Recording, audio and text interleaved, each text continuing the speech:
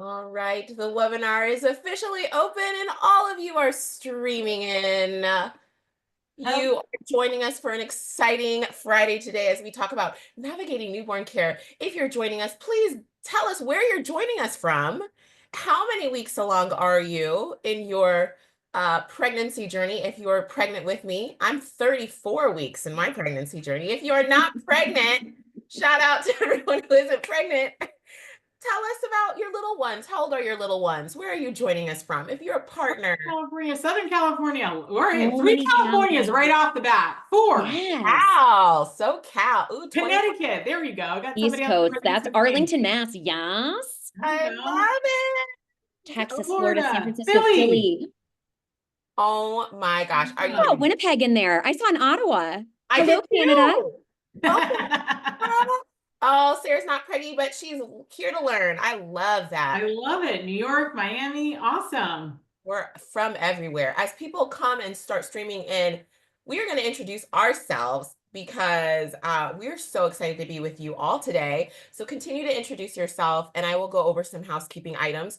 My name is Lelena Rivari. I am the brand marketing manager for North America for Mom Cozy. Um, I hope you guys are all cozy moms and have a mom cozy product or two. Let us know in the chat what mom cozy product you love best. But we stepped on the scene in 2017 with a nursing and pumping bra. Can you believe it? And now we have over 200 products. I just used my mom cozy pregnancy pillow right there. It's on my bed. And I it's have one in my office too, Lelena. so comfortable.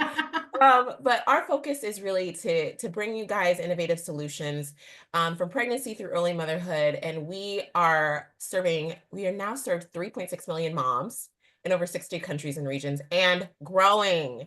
So it is our just honor to walk alongside of all of you with your journey. Oh, I love the baby carrier.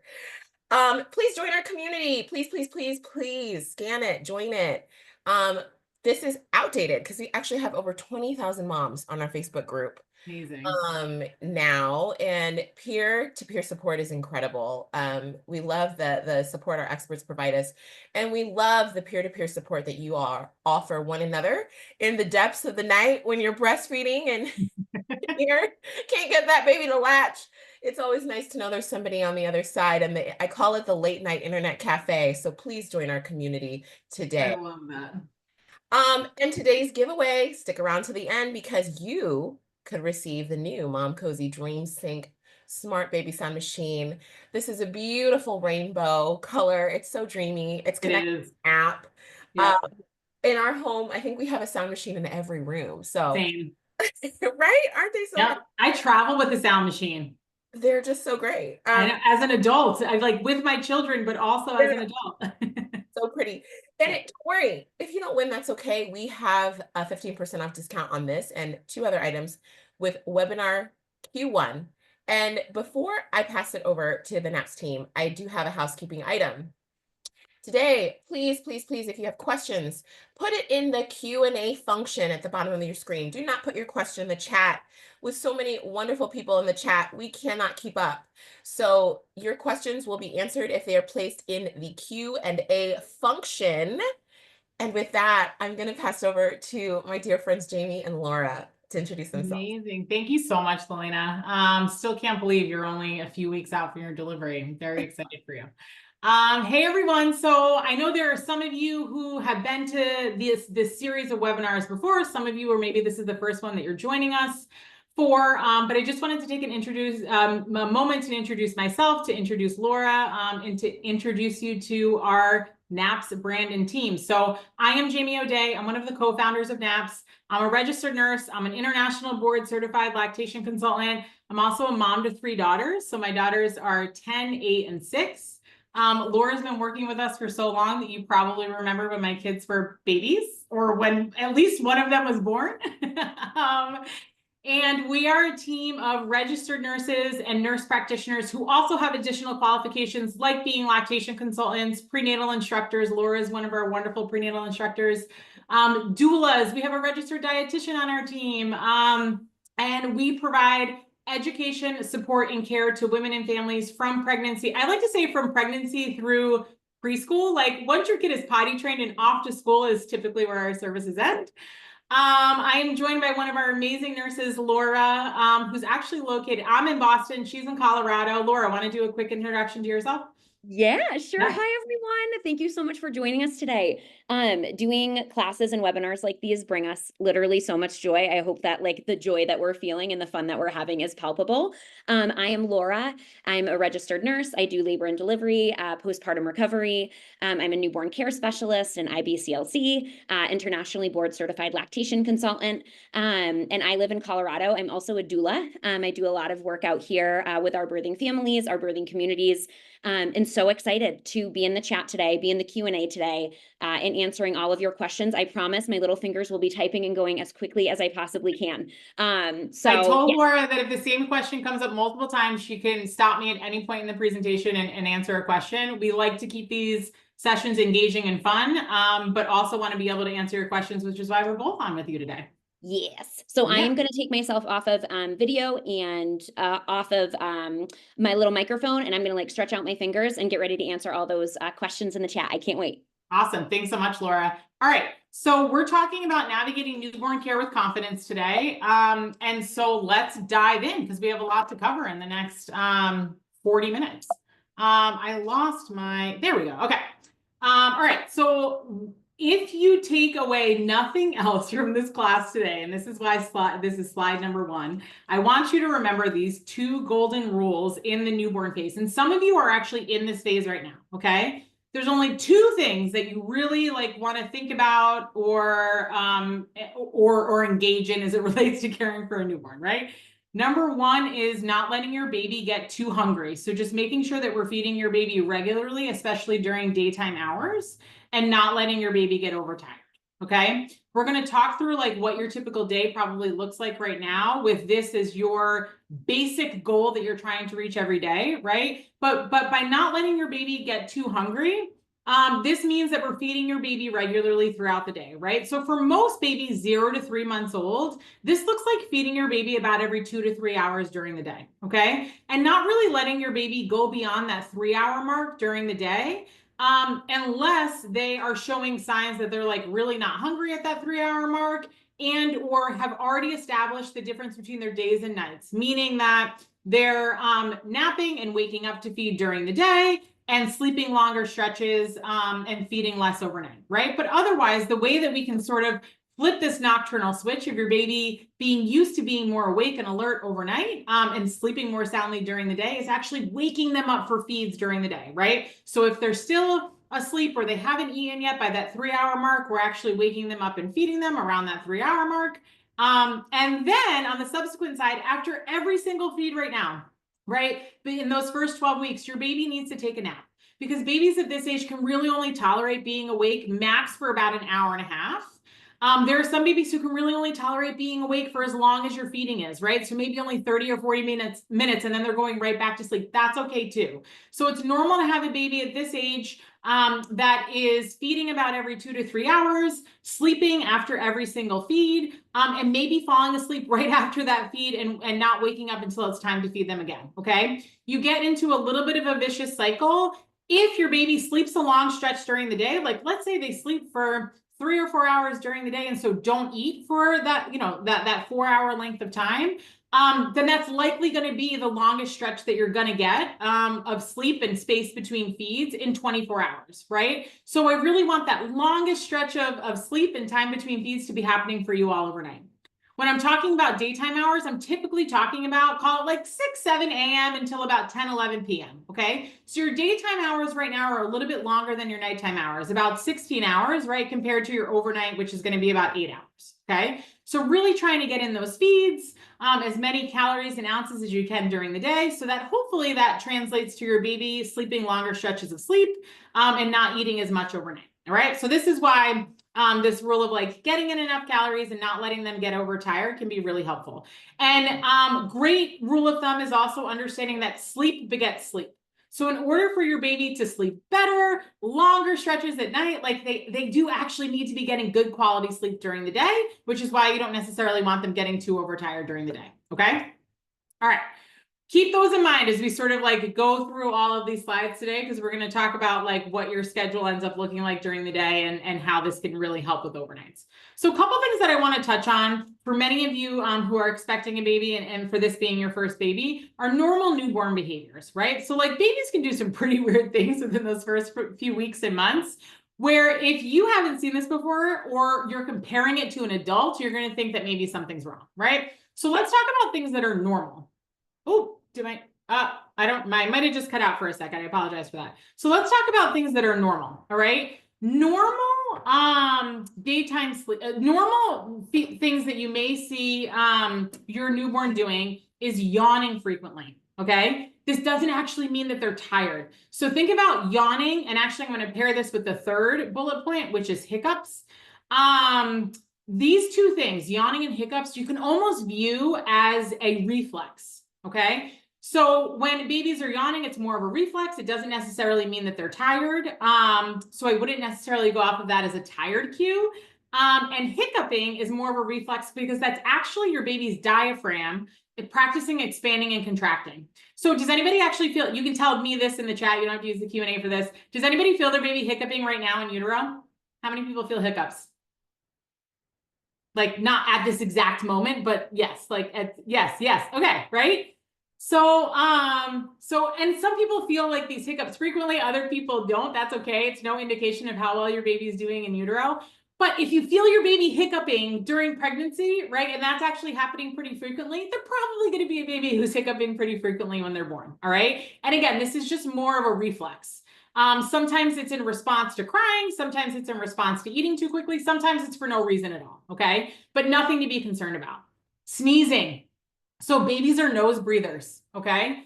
And so that means that there's a lot of things that are going to get into their nostrils, like dust and debris. When they're born, they were just in a they were in a pool for the last 9 months, right? Like, and when they're delivered, there are things that get pushed, right? And even though during the birthing process we're trying to squeeze like some of that fluid out, right? There's still some stuff that's going to be in their nasal passages, maybe even in their lungs a little bit. And so the way that babies extract these things from their breathing, right, from their nose, is through frequent sneezing. This doesn't mean that they're sick. Okay. So if you see your baby yawning, it doesn't mean that they're tired. If you see your baby sneezing, it doesn't mean that they're sick, right? These are all normal behaviors. Another thing that I love to tell parents is that noisy, irregular breathing is very normal. So unlike adults, where adults breathe in this regular pattern, right, of like 12 to 16 breaths a minute, babies breathe in this very fast, irregular pattern. So babies breathe about 30 to 60 times in a minute. So 3 to 6 times more frequently than adults. All right. And it tends to be really noisy and irregular. So where an adult sounds like this, I'm exaggerating it for the purpose of this, right? A baby sounds like this.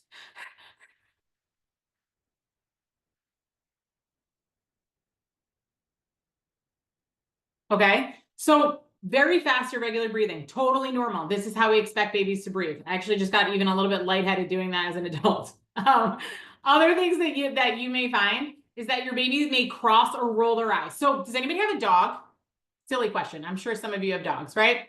Okay. So you know how when your dog is like laying next to you and they're like falling asleep and they sometimes like roll their eyes into the back of their head, or maybe like when they're sleeping, their eyes like cross a little bit funny. Do you all know what I'm talking about? Yes, so weird. Okay, this is what babies do too, all right? So you're gonna see your baby rolling their eyes, maybe even crossing their eyes. They can't see very far in front of them when they're born, like we're talking only like a few inches in front of them. So sometimes even when they're trying to focus on these like more abstract objects in front of them, you're gonna find that they're gonna cross their eyes. They will go back to normal. So crossing of the eyes, rolling of the eyes, totally normal. I also understand why it's going to look weird or might freak you out, but totally normal, nothing to worry about. Okay. And then obviously, like, it's very normal for your baby to cry. They don't know how to communicate with words, right? The way that babies communicate is through making noises and crying. All right. So your baby crying, we'd love to just put this into the normal category because this is how they communicate. All right. So great, like great, grand, wonderful, right? Like we gave you all of the normal things, but like, hey, Jamie, what the heck am I looking out for then of like things that are abnormal, which is why we have like this not normal list. And these are indications to reach out to your healthcare provider, pediatrician, or primary care provider for your baby. All right. If your baby is lethargic, what's the difference between lethargic and tired? Lethargic is your baby is you go to wake them up for the feed and you can't wake them up. Like they won't wake up and feed. They have like that wet rag look to them, right? Like their arms are like lax, not just after feeding, right? Like you're trying to wake them up and they are difficult to rouse. They won't even wake up for a feed, or they do wake up and go right back to sleep, right? And they don't even really feed. So that's what you're looking for in terms of your baby being lethargic. You would likely see some signs maybe of dehydration, right? So skipping feeds, if your baby hasn't fed in over 5 hours during the day, right? And you've tried to wake them up and feed them and they're not feeding. If they skip more than one feed, so I just said you're going to try and feed them like every 3 hours, right? Every 2 to 3 hours. If you try and feed them at the 3-hour mark and they won't feed, and then you go to feed them again 2 hours later and they're not feeding them, that would be a reason to call the pediatrician. Or not making, in addition to this, they might not make a wet diaper. If they haven't made a wet diaper in about 8 hours, then you would want to call your pediatrician for this, okay? If their belly feels hot to touch, or hard, so we're going to get into umbilical cord care in a minute here. But if you're feeling their belly and or that umbilical cord area looks red or has like some yellow discharge to it or a smell, or you're touching their belly and it feels really hard, and when you do, your baby cries, that would be a reason to call your pediatrician. If your baby feels warm, always check a rectal temperature. And if your baby has a temperature of 100 or greater in those first 12 weeks, you're going to want to call your healthcare provider. Okay. Or if you're concerned about their breathing at all, right? So this is why I talked about normal breathing first. It is irregular, it is noisy. But if you feel like they're gasping or wheezing or labored breathing in babies, what that looks like is like pulling around the rib cage, their nostrils flaring, or like pulling by the collarbone. That is a reason to call your pediatrician as well. Okay. So any difficulty breathing, a fever of a temperature of 100 or greater, skipping more than one feed, belly feeling warm to the touch, hard or uncomfortable, or lethargic are all good reasons to call. All right. Okay. So now let's talk about these sleeping and feeding patterns that I touched on that first slide, right? So sleep, right? Awake windows at this age, 0 to 12 weeks. So this is the amount, an awake window is the amount of time that your baby can tolerate being awake at this age, is about 30 to 90 minutes, right? So half hour to an hour and a half. So again, that might look like your baby eating for 30 minutes and falling right back to sleep, and maybe sleeping into their next feed. That is actually normal at this age. Up to feeding them, then being awake for a period of time after the feeds, call that 30 minutes, an hour, and then them showing signs that they're tired and need to fall and need to go back to sleep. Signs that they're tired may look like fussing or crying, right? Which feel like more obvious signs. But for some babies, that could also look like them also looking a little bit dazed, like almost like staring at you, but looking past you, right? So there are some clients who we work with who are like, Jamie, my baby never cries, right? Like, so I don't know when they're tired. It's like, okay, you know how when you're feeding them and they're like engaged and eating and sucking and swallowing, and afterwards they're looking at you and you can almost tell that they're like looking at you, right? And you feel like they're actually interacting with you a little bit. Then all of a sudden they get this like dazed look where they're almost looking past you and they're like, oh yeah, I'm like, that's their sleepy cue, right? So think about sleepy cues in a few different ways.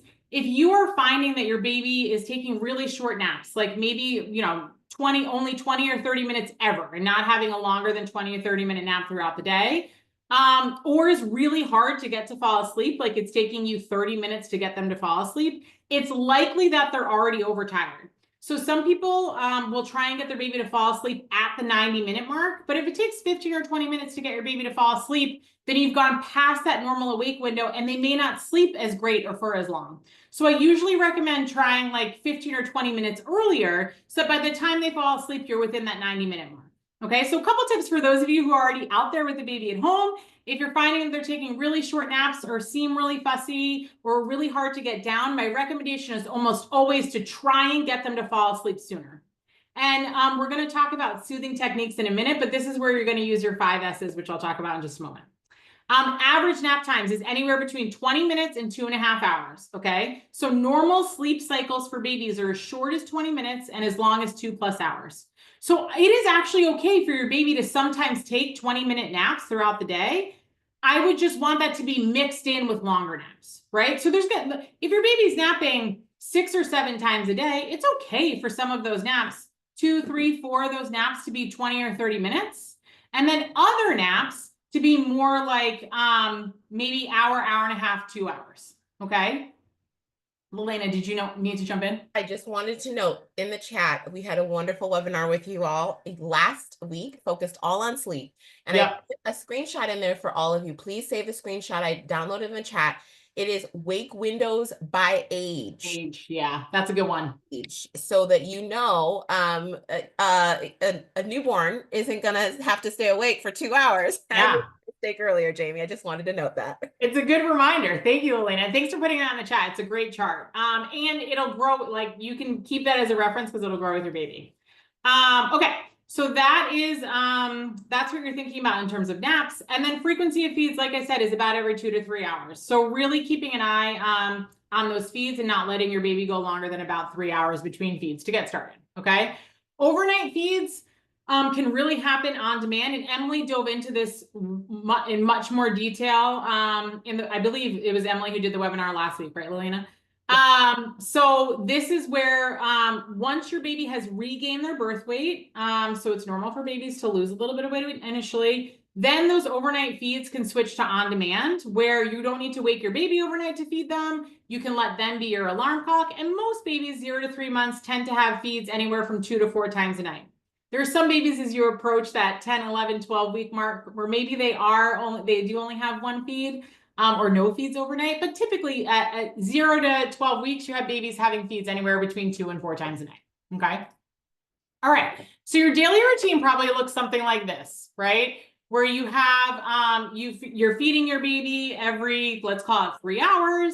That feeding actually counts towards their wake time, right? Maybe before the feed or right after the feed, because your baby's probably pooping all of the time. You're gonna change their diaper and then you're gonna swaddle them up. We're gonna use the swaddle. I'm gonna talk to you guys about soothing in a minute, but swaddling your baby to help them fall asleep, right? So you're gonna change their diaper. You are going to swaddle them up, use your soothing techniques to get them to sleep, okay? Then they may sleep for 20 minutes, they might sleep for 45 minutes, they might sleep for 2 hours, right? If they're waking up on their own, then you're probably just offering them a feed at, let's say it's an hour and a half or 2 hours after your last feed, you're gonna feed them then, right? If they're sleeping up until that 3 hour mark, you're gonna wake them up at the 3 hour mark and feed them again.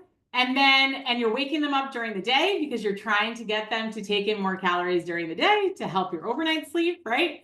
And then you're going to get in that feed and then we're right back into the cycle again, right? Where they feed, maybe they have a shorter wake window before you transition into trying to get them to fall asleep again. And then you're back into the nap. And when they wake up from that nap or you wake them up from that nap, you're feeding again. Okay. So that's what you can expect in terms of your daily routine. Okay. Now let's dive a little bit more into the some of these newborn care items that you're likely thinking about, especially if you're pregnant with your first baby. So the first one is umbilical cord care, or stump care. So your baby, when they're born, there's a clamp that they're going to put on your baby's umbilical cord, right? That your umbilical cord is what connects the baby to your placenta. When they put on that little clamp, or yeah, it's a little clamp, they're gonna cut that off. Then that clamp, that umbilical cord will start to dry up a little bit, and then they'll take off that clamp that's once it started to dry up. And then you're gonna go home with this little piece of umbilical cord still attached to your baby's belly button, right? It's usually about like that much of it that you can see, all right? And you're just going to wait for that umbilical cord to fall off on its own. It usually falls off on its own within 2 to 3 weeks, and sometimes a little bit sooner than the 2 weeks. Nothing major that you really need to do with the umbilical cord except avoid covering it completely. So when we do diapering, I'll show you how to put on a diaper where you can fold the top of the diaper. Once you put it on, you can just fold the top of the diaper down so that it's not covering the umbilical cord. More so that, especially with boys, If there is pee and they pee out of their diaper, that it just doesn't get on the umbilical cord. But otherwise, like if it does get a little bit wet or dirty, you can always just like gently clean it off with just some water. While you can give your baby a traditional bath, even when their umbilical cord is still on, I typically advise like against that, just because like on a personal level, just because I've seen babies get submerged in water with the umbilical cord on, and when it gets like that wet, it becomes really gross. And so I usually say just do a sponge bath, and we're going to talk about a sponge bath in a couple slides. Do a sponge bath. You're only giving your baby a bath, like, I mean, truly max you really need to do it is 1 to 2 times a week. So just, wipe down the hot spots, the neck, the armpits, the genital area, right? The hands, they get a lot of dust and crust in the hands, and call it a day. Okay. But nothing else that you really need to do with the umbilical cord, except just let it be. It'll fall off on its own. If it ends up looking like it's infected, is red around the umbilical cord, the belly becomes warm, there's any sort of discharge or bleeding, call your pediatrician, but otherwise it'll just fall off on its own. It's like a scab. So like, how when a scab starts to come off, maybe there's like a little bit of bleeding, that can be normal. But eventually the whole scab will come off and it'll just be the regular belly button. All right. Temperature. So when you are taking your baby's temperature, so first of all, there's no reason why you need to take your baby's temperature on a regular basis. You do not need to do that, right? We're just talking about taking a temperature if you feel like your baby is sick or they feel warm or you feel like something's off, right? For a baby 0 to 12 weeks, you want to take a rectal temperature anytime you're taking their temperature, okay? So you want to get a thermometer that is a thermometer that you are labeling as the rectal thermometer in your house, because the last thing you want to do is accidentally use the rectal thermometer as an oral thermometer. So get a thermometer that is designated as a rectal thermometer. You can put a little bit of Vaseline or Aquaphor or any other type of lubricant on the tip of the thermometer, and then you're going to insert it into your baby's rectum, like truly about the length of your pinky nail. Okay, so you're only putting it in about that much, the length of your pinky nail. The rectal thermometers have a silver tip on the top of them. So what you're doing is you're inserting the tip of that rectal thermometer into the rectum until you can't see that silver tip anymore, and then just slightly further than that, if that's a helpful reference point. A fever is defined by a temperature of 100.4 or greater.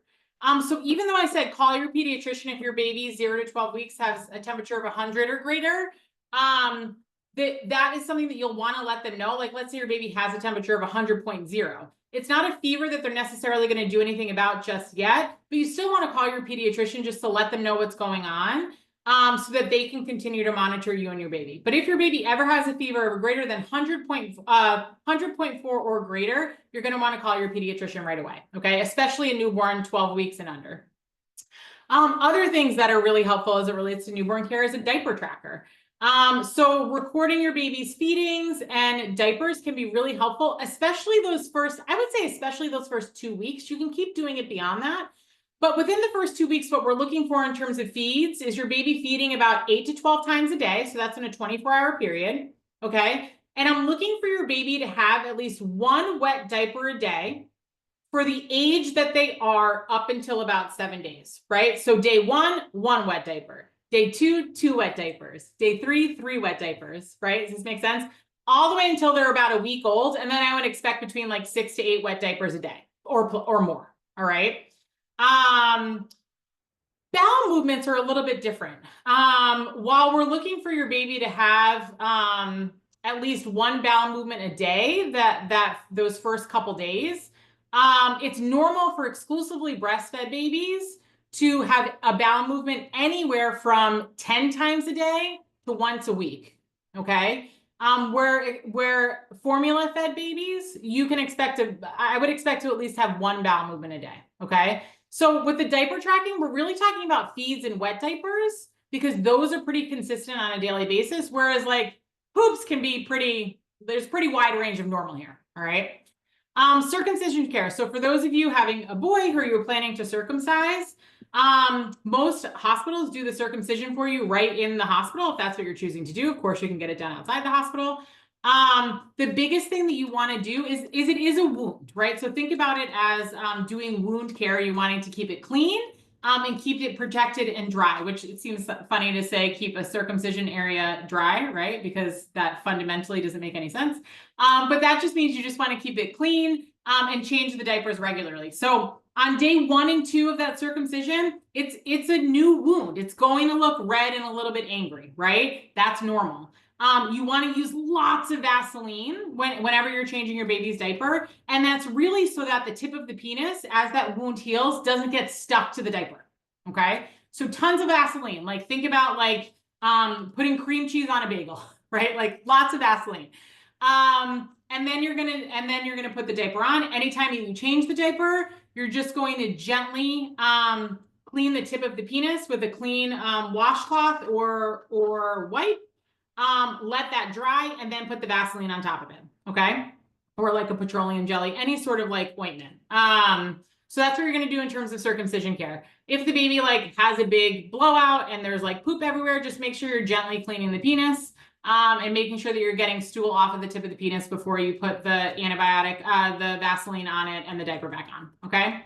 Nail care. So you can clip your baby. So for the first few months, your baby's nails are actually going to look like they're almost like attached to the skin underneath the nail. This is normal. You're not going to really see your baby's nails separate from the skin like our nails do until they're about 3-4 months old, okay? So initially, it's actually easiest to just use an emery board or a nail file to file your baby's nails. And I typically recommend doing this when your baby is asleep, right? So like maybe you just did a feeding, either, you know, breast or bottle, you're holding them, they've fallen asleep in your arms. You can just take one of their hands and an emery board or a nail file and just gently file their nails while they're asleep. That tends to be the easiest time to do it because they're calm.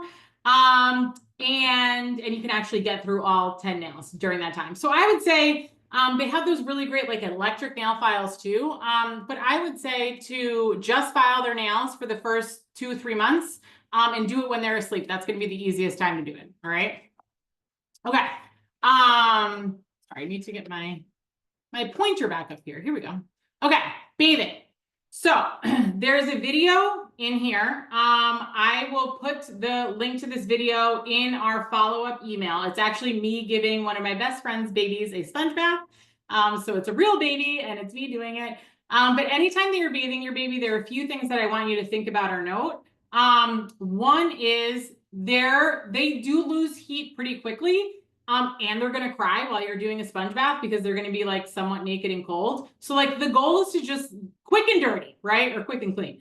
You wanna get in and get out, right? So make sure you have all your supplies. You wanna put them on a safe surface with a towel, washcloths, 2 small basins, 1 for clean water, 1 for soapy water, change of clothes, fresh diaper, right? So have all your supplies with you. You can do this on the floor, you can do it on a bed. In the video, I'm doing it on the bed. I used to do this on my kitchen counter with my kids. And if you forgot any supplies, just remember, especially if you have your baby up on a surface like a bed or a counter, to either have somebody else there with you and yell to them to grab you the supplies that you need, or pick your baby up and carry your baby with you to get those supplies. Okay, so never leave your baby on a high surface at any time, but when you're giving them a bath. So you want to keep this bath quick. I'm talking like few minutes here. They're going to cry when you do it. That's okay. That's normal. And you want the water to feel warm. So when you're testing the water, test it on the inside of your wrist. It shouldn't feel cool on the inside of your wrist, and it shouldn't feel hot on the inside of your wrist. It should feel actually about the same temperature as the inside of your wrist. Okay. So that's how you'll know. And again, so typically I would get the baby completely naked with just the diaper on. I would wash from head to toe, turn them on their back, wash their back, then dry off their entire body, take the dirty diaper off, clean the genital areas, put the new diaper on, and then save the hair for last. So do the hair last and then put all of their clothes back on, okay? So like I said, I'll send you the video in the follow-up email, and you can actually watch me give a bath to a real live baby. It's way better just watching me do it on a real baby. Okay, so that's tips about bathing. All right, diapering. So I have a few tips as it relates to diapering, and hopefully I will hold the baby up if you can't see the baby that well.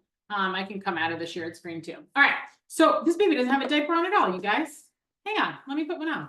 Okay, so a couple tips when it comes to diapering. First, with boys, when you change their diaper, you want to make sure that when you put the new diaper on, you're pointing the penis down into the diaper. 2 reasons. One, actually almost all of the padding to absorb moisture in diapers is in this like targeted area where if you pointed the penis down, that has the area that has the most padding to absorb the moisture. 2, if it's not facing down, like to the side or up, like it's much more likely that you're going to have leakage. Okay. With girls, the biggest tip is that you just want to make sure that you're using a wipe to wipe front to back. Okay. And that's just to avoid getting any stool into the baby's vagina. Okay, so you're going to gather all of your supplies. So my tip here, and let me just come out of the screen share for a second so you guys can hopefully see me. Hang on, I'm going to push my computer back slightly. Sorry.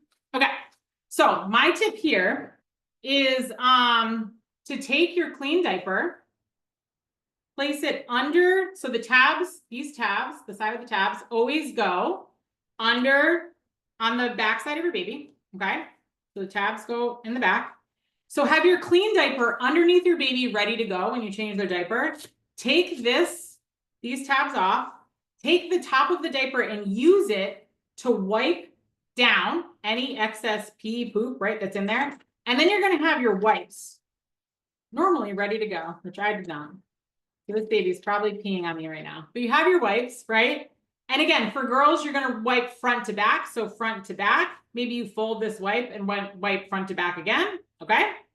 All the way through the rectum. You're going to put your dirty wipes right here. Fold this up. Put it to the side so that when you put your baby's bum back down, you already have the clean diaper ready to go. And you're going to pull this up, grab your tabs. It's almost always that the diaper is not tight enough. It is very hard to make a diaper too tight. So if you're worried about it being too tight, don't worry about it being not tight enough.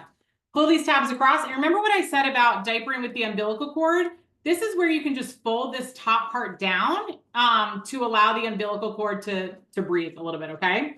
And then the only other thing that I would say is that diapers are designed with these wings. So just make sure these wings are supposed to be out. Like these little ruffles you're supposed to see. They're not supposed to be tucked in. This actually helps keep poop and moisture out. Well, in the diaper, I should say, from coming out. So just make sure those wings are out, okay? All right. So glad I came out of the screen share for that so you guys can see it. Let's go back to sharing my slides. Hang on 1 second. Okay. There we go. All right. So that's diapering. The first couple days after your baby's born, we're going to talk about stool in a minute, but there's stool, it's called meconium. Some of you already have a baby. Do you guys remember the meconium? It was like that black, dark green, like really sticky poop. Because that poop can be really sticky, I usually recommend using Vaseline with those diaper changes, at least for those first few days, because it really helps when you're change their diaper to wipe that meconium off. Okay, so Vaseline is your friend. If you are finding that your baby is having some redness in the genital area, or even maybe a little bit of a diaper rash or a more severe diaper rash, 2 tips there would be when you do use a wipe, make sure that their bottom and the genital area is completely dry. Before putting on, I would then use a diaper cream. In this scenario, instead of using like a Vaseline or an Aquaphor, I would use something with zinc oxide in it, which is like the white diaper cream. So something like Desitin or Triple Paste, because the zinc oxide is actually what helps the redness or the diaper rash. Okay. So not locking in the moisture. So allowing the area that's red to become completely dry. And then placing the diaper cream with the zinc oxide over that can be really helpful for a diaper rash. All right. Okay. Swaddling. So now let's talk about how to soothe your baby. So there's 5 tools that you can use all together or individually to soothe your baby. They're called the 5 S's. These were developed by the pediatrician, Dr. Harvey Karp. He's the one who made the SNU. Okay. So your 5 S's are swaddle, side or stomach lying, swinging, shushing, and sucking. Okay. What does that mean? Well, first, let's start with swaddling your baby.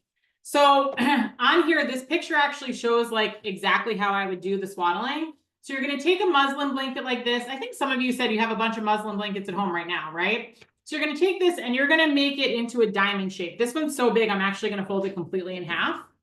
So now it went from, you're going to make the diamond shape a triangle. So it went from a diamond to a triangle. I'll come out of I'll do a full share in a second, but I'm doing this along with the pictures that you're seeing. Then you're going to lay your baby down. So this is picture number 2, so that their ears are in line with the top of the swaddle. So where I just folded this flat part, okay? Then you're going to take one side of the swaddle, one arm, tuck that arm and the subsequent arm beside it, go around and tuck it underneath their back. This side is still free, the bottom is still free, okay? Then you're going to bring the bottom part of the swaddle up and then the remaining piece across and under, okay? The bottom part of the swaddle really doesn't matter all that much, right? You just want to make sure that this bottom piece is loose enough that they can freely move their legs. But there are some swaddles that have a sack here. Like this doesn't have to be super tight. It's just the arms that you want tight, okay? I'm going to come out of the screen share for a second so you guys can actually see me do this live with a full screen. Okay, so we're starting with the swaddle, right? I feel like a lot of people have the 8 and an East, so I'll use this one this time. Okay, so it starts off as your square or diamond, right? Okay, I'm going to fold, this one's huge, like really big, so I'm going to fold this in half. So now I have this diamond shape, right? This is what I'm going to lay flat down on my surface, all right? And then, I wish you guys could see this a little bit better. I don't know if I'm going to be able to do that. That's all right. Okay. I'm going to line my baby's head up so that it's even. See, the ears are even with the top of the swaddle. I'm going to come across their body, tucking their arm at their side or across their chest. It doesn't matter. So come across, make this pretty tight along the arms. Tuck this under their back. Okay. This piece, again, not too worried about the bottom. This can just gently come up. And then this piece across, again, tight. I'm going to make this nice and tight across the body. This one's really long. I'm obviously holding this doll up like it's a doll. You're not picking it up like I am with a real baby. But there's so much fabric here that I pulled it around twice and I tucked that one in. Okay? I mean, this is a pretty good swaddle. I'm not going to lie. It's looking good. Okay. Helpful? Great. Let's go back into our share. Okay. So that's swaddling. Before we get into visitors versus helpers. So you've swaddled your baby. Side or stomach line looks like holding them on their side or holding them across your forearm on their stomach. So like this, okay? Swinging is not usually this like gentle swing. Like think about your baby in utero right now. For those of you who are pregnant, think about how much they're being jostled around a little bit, right? So when you're swinging, it actually is more of like a faster clip. Shushing, shh. So swaddle, side or stomach line, swinging, shushing, and then sucking. This could be your finger. This could be a pacifier. This could be them feeding. But those are 5 ways that if you're struggling to get your baby to fall asleep, but you know that they're tired or overtired, you can use those 5 things in combination with each other to help soothe your baby. All right? All right. Visitors versus helpers. This is one of my favorite topics. So anybody have any guesses as to what a visitor is? Tell me in the chat. What do we think a visitor is in the, I mean, I know it says on the slide, but name some examples of what visitors do in your home when they come. Just coming to see the baby. Good one. What else? Come by to say hi and then head out. Family and friends coming to visit to see the baby. Just to hold the baby. In-law. I love that somebody just put in-laws. Dropping off food actually isn't a visitor. That would be a helper. I'm going to get into that. Somebody who's nosy. Somebody who's making dishes. I love that. Okay. Okay. All right. So you guys understand what visitors are, right? Visitors are the people that before they show up, you feel anxious, right? Maybe you're cleaning the house. Maybe you're putting a bra on, right? Like putting a bra on and cleaning your house are like 2 major red flags that it's a visitor coming over, right? When they show up, you don't feel relief. You feel more anxious. They make more work for you. Maybe they're asking for a drink or food, or they're making dishes. I like that, right? Helpers, can somebody name somebody in their family that's a helper and what they do to help? Give me some examples of helpers. Your mom, what does she do, Jocelyn? My sister-in-law, she cooks for me, helping with the baby or house, cleaning up, clean clothes, cooks, washes dishes, helps with the cats. Yes, with the animals, making drinks that help with breast milk. I love that. Unsolicited advice. Is unsolicited advice helpful? I hope that's helpful. Holding baby while you go shower. Okay. Maybe taking an older kid. Somebody said watch a toddler, right? Like these are all helper tendencies, right? So when a helper shows up, you feel relief. You're not cleaning your house because they're going to clean it for you. You don't have a bra on because they don't give a shit if you have a bra on or not, right? They're the person who you feel comfortable sharing how hard this is with or crying in front of. They're doing the dishes, they're bringing food, they're doing laundry, they're taking care of animals or older kids. They're taking over a feed for you. They're holding a baby while you can nap or shower or eat or hopefully do all three of those things, right? So these are people who like make you feel relief when they show up, okay? In those first few weeks, maybe months, you get to decide the timeline, my friend. I highly recommend only allowing helpers to come visit, okay? And if you are going to allow visitors, which is fine, or maybe when you start to allow visitors, have clear boundaries around when visitors can come and for how long, right? And maybe have a designated person for this. Maybe this is a spouse, maybe this is a family member, maybe this is a parent who's a helper who can help you with this. But it's like, you can come over and visit the baby tomorrow at noon. We just ask that that you leave by 2 o'clock, right? Or whatever you want the timeline to be. So if you are going to allow visitors, just maybe put some boundaries around that. And I would highly recommend like holding off on visitors coming by within those first at least couple weeks for as long as you feel comfortable. Okay. Okay. So that's my spiel on visitors versus helpers. Emily and I have a whole podcast on visitors versus helpers. This is like one of my favorite things to talk about. And I hope you all find it helpful in planning for your postpartum. All right. So this concludes the newborn care, hopefully taking care of your newborn with confidence. Will you guys give me a thumbs up or a heck yes or a love in the chat if you are actually feeling more confident in caring for your newborn at the end of this presentation? Awesome. Awesome. Yay. All right, great. Hopefully there's no thumbs down. Just kidding. But one of the things that I know that I mentioned at the beginning, but everybody on our team is a registered nurse or nurse practitioners. And then we have nurses on our team who are also lactation consultants. So IBCLC is also known as International Board Certified Lactation Consultants. IBCLCs tend to be covered by most insurance company providers. And so we work with this company called the Lactation Network who handles all of the insurance-based claims. So you can scan this QR code and work with us as lactation consultants starting now in your pregnancy. So there's so many things that we can cover during pregnancy, like helping you choose a pump, talking about how to set up and use that pump. If you're having another baby, we can talk about what your prior feeding experience was and how to hopefully set you up for success or make things a little bit different this time around. We can talk to you and your partner about how to split up the overnights. I mean, there's so many things that we can cover in a prenatal appointment. And if you're fully covered, these are things that we can do as telehealth appointments. Or for any of you who have already had your baby, we can talk about latch, supply, milk transfer, transitioning back to work. We can talk about how feeds impact daytime sleep, how feeds impact nighttime sleep. We can talk about your mental health. I mean, there's so many things that we can touch on. So just want you all to know, if you didn't know already, most insurance companies do provide insurance covered lactation consults. And so this is something that we can even help you with, especially if you're covered for telehealth appointments. So scan that QR code while it's still up. And then your gift for coming to this webinar, since we talked about newborn care today, and one of the things that tends to go along with newborn care is safety things like infant and child CPR, choking, and first aid. We wanted to extend an offer to you where you can come to one of our CPR classes. These are hosted virtually once a month. It is normally $125, but you can join us at one of our CPR classes for just $25. Laura will put the link to that course in the chat for you all. So you can click that link and use the code MOMCOZYCPR at checkout to get that CPR class for just $25.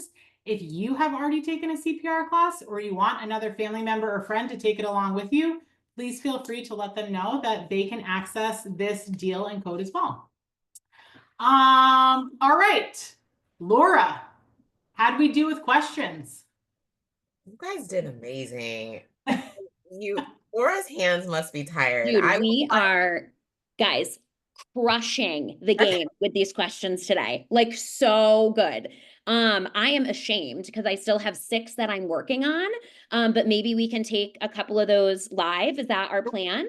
Yeah, let's fire around. I'm gonna fire around 2 over to Jamie, really quick. Jamie, any advice on communicating boundaries with visitors and helpers that aren't vaccinated and you're just not comfortable with them? So the one thing that I will say about boundaries that is relevant to this question and to every single boundary that you set, right? Is boundaries is choosing between short-term discomfort and long-term discomfort. Yes. Right? So short-term discomfort is having the conversation. Long-term discomfort is not having the conversation and have that person showing up without being vaccinated and you being uncomfortable with that, right? So choose short-term discomfort over long-term discomfort, especially in scenarios like this that feel really important to you. And understand that if you get resistance when setting the boundary, that says nothing about you and everything about the person who you're setting the boundary with. So if they give you a lot of resistance, it's because they probably needed that boundary to be set, right? Not because you're doing anything wrong. So separate their reactions from your feelings, because how they react to that boundary, you're not responsible for. No. And I really love that you said, other people can deliver that boundary too. If 100%.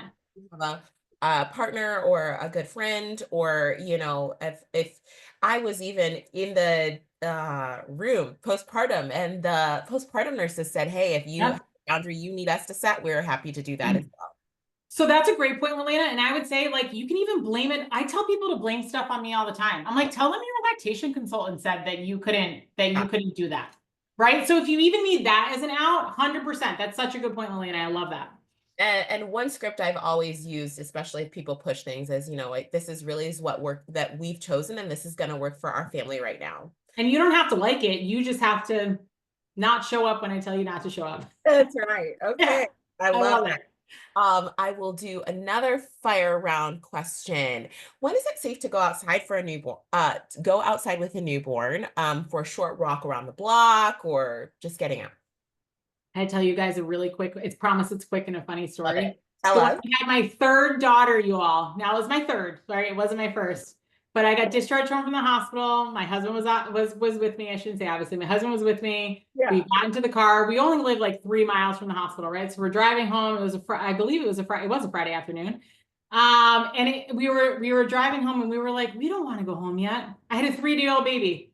So we went to a local restaurant, sat down and had lunch before we went home to the chaos of our older 2 kids with the 3-day-old baby. And I had her in the car seat and I put her in the booth with me at the place that we went to the point where, like, people walked by and they were like, oh, how old. Like, they looked at her like, Baby. it's fresh, right out of the womb. Just came here right from the hospital.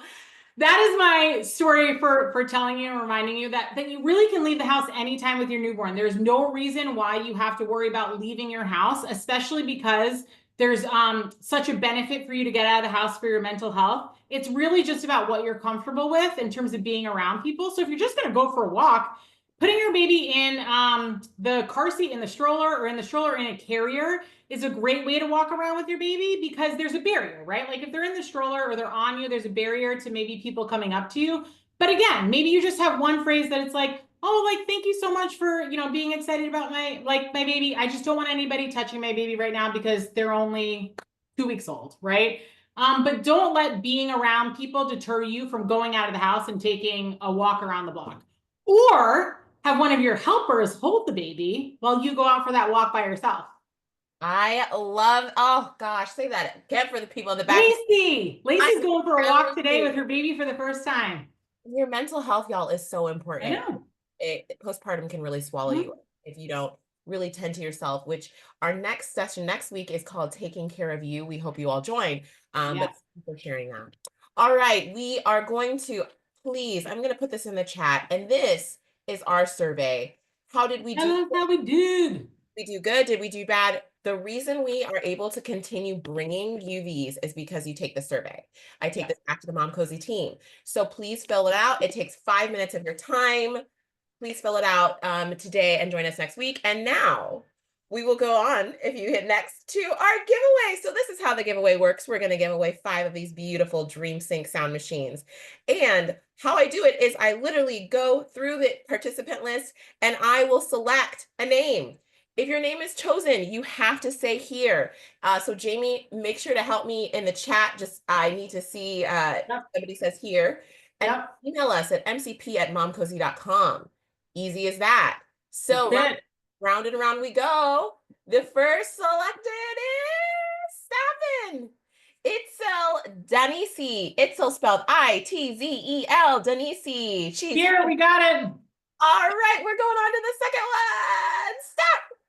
We have Yvonne Yao. Yvonne Yao, are you with us today? That's spelled Yvonne. She's here. Got another one. All right. 2 down, people. 3 more to go. Number 3. Go to the top of the list. All right. We have Anam, and it's spelled Qazibas. We got it. Here. Anam is here. All right. Yep. Stop in. We have Jenny Pang. Jenny Pang, are you with us? Jenny Pang. Come on, Jenny. She's here. Oh my gosh. And the last the last one. Is going to Stacy Hempsey. Stacy Hempsey, Hempsee. Are you with us today? She's here. Wonderful, y'all. Thank you. 5 for 5. 5 for 5. Email us your information. And please join us for our last session next week called Taking Care of You. You guys, we're getting ready to have our babies. We're getting ready for Mother's Day. We really need to pay attention and pour into ourselves. Yeah. So my greatest wish is to see you on next week's webinar. And you will If you guys like the comment about boundaries, you will love next week's session. That's going to be all about that.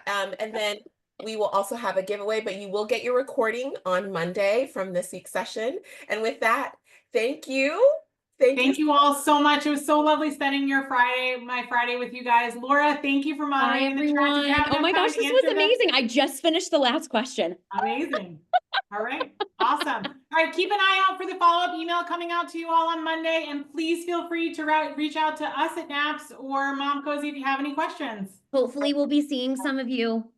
For prenatal visits. Yeah.